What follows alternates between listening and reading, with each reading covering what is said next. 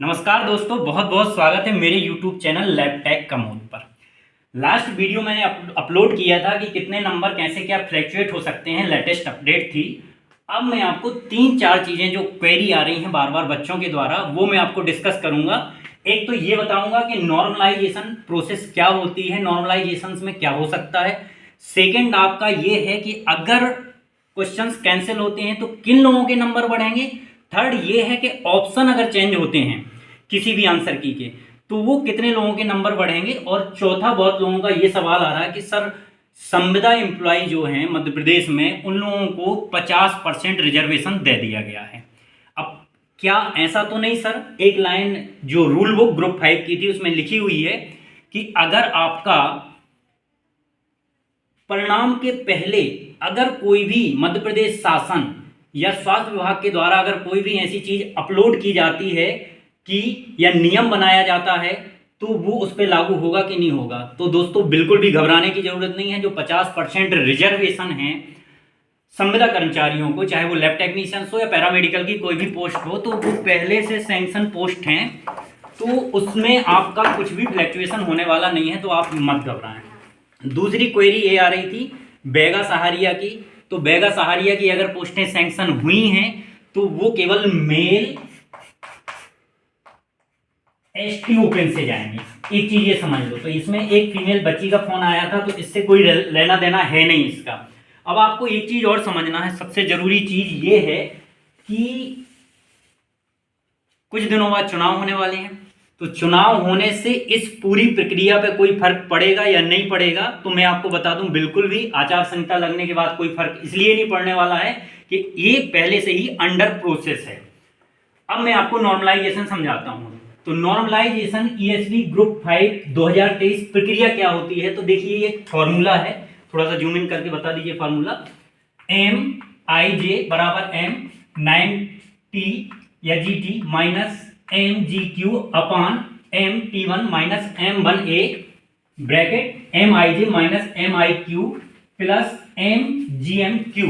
तो ये बहुत ही टिपिकल है, आसानी से आपको समझ में नहीं आएगा। मैं आपको थोड़ा सा सरल करके समझाता हूं कि M I J bar normal, जो नॉर्मल में आपको फर्स्ट शिफ्ट में कैंडिडेट की नंबर ऑफ 10 हुए हैं। सपोज आपका 70 नंबर हुए हैं, पहले शिफ्ट में कितने कैंडिडेट के नंबर हुए हैं। जैसे मैं एग्जांपल देके आपको समझाऊं कि देखिए फर्स्ट शिफ्ट में किसी कैंडिडेट के 62 हुए हैं, किसी के 67 हुए हैं, किसी के 65, किसी के 63, किसी के 69। तो M1J ये फार्मूला है।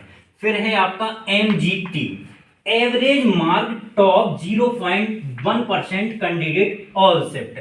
मतलब कि फर्स्ट शिफ्ट में, सेकंड शिफ्ट में जितने भी नंबर, जितने भी कैंडिडेट बैठे हैं उसके 0.1% के अकॉर्डिंग नॉर्मलाइजेशन निकाला जाता है।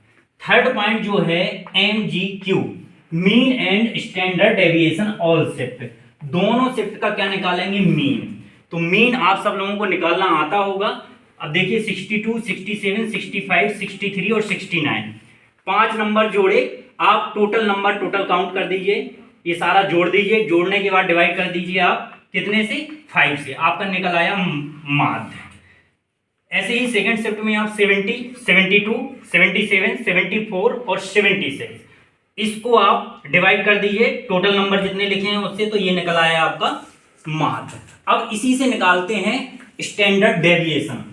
इसमें पूरी मैथमेटिकल लगती है। तो अब आपका एक सवाल तो ये सॉल्व हो गया कि सर हमारे जब हमने एग्जाम में सबमिट किया था तो मेरे 74 नंबर आए थे, तो पॉइंट में कैसे आ सकता है। तो आप ये माध्य निकालेंगे तब आपके पॉइंट में आएंगे। अब नॉर्मलाइजेशन कैसे होगा? एक के 65.2 है और दूसरी शिफ्ट का माध्य निकला है 74.2।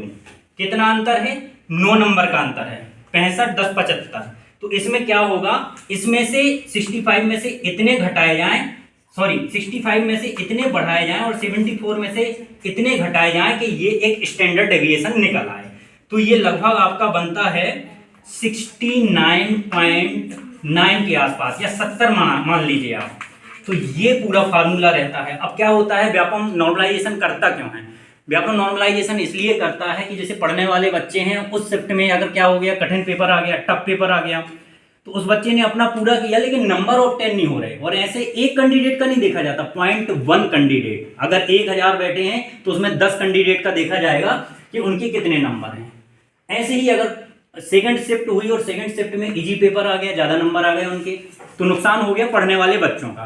तो एक समानता लाने के लिए व्यापम या व्यापम के अलावा जितनी भी एजेंसी रहती हैं, चाहे वो सेंट्रल गवर्नमेंट के एग्जाम हो या स्टेट गवर्नमेंट के एग्जाम हो, ये पूरी प्रक्रिया अपनाते हैं ताकि दोनों को समान रूप से न्याय मिल सके और समान रूप से उसके अंक हो सके। सो पॉइंट में तो इसलिए आते हैं कि मीन निकालते हैं, माध्य निकालते हैं। सेकंड, स्टैंडर्ड डेविएशन जब हम करते हैं तो जो टफ पेपर होता है और जो इजी पेपर होता है दोनों को बैलेंस कर देता है। तो चूंकि लैब टेक्नीशियंस में 2 शिफ्ट में पेपर हुआ नहीं है तो उसका नॉर्मलाइजेशन से कोई लेना देना नहीं है। फिर भी अगर आप नॉर्मलाइजेशन जानना चाहते हैं तो ये पूरा फॉर्मूला उस पर वर्क करता है। अब सेकंड सवाल आता है आपका कैंसिल।